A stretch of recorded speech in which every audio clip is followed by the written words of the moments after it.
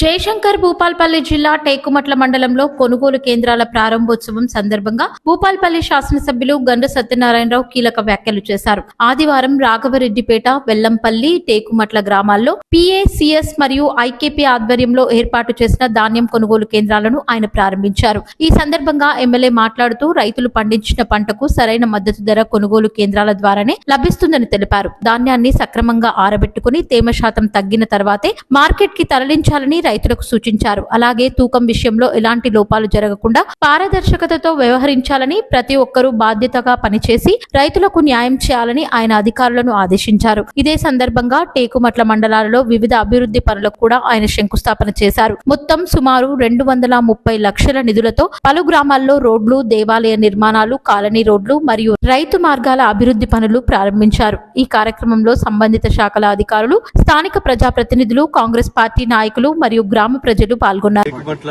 మండలంలోని మల్లన్న గుట్టకు 50 లక్షలు, అదేవిధంగా వెల్శాల పొలాల పోయే దారి 80 లక్షలు, ఇక్కడ వెల్శాల టు రామకృష్ణాపూర్ వి 20 లక్షలు, 60 లక్షలు, అదేవిధంగా రామకృష్ణాపూర్ పొలాల పోయే దారి కూడా 20 లక్షలు, ఇక్కడ కూడా పెద్దంపల్లి అంగిడిపల్లి పొలాల పోయే దారి కూడా 20 లక్షలు, 5 లక్షలు, 2,30,00,000 రూపాయలతో ఈరోజు పొలాల పోయే దారులను మనము మంజూరీ చేసి టెండర్లు పిలిచి ఫౌండేషన్ వేయడం జరిగింది.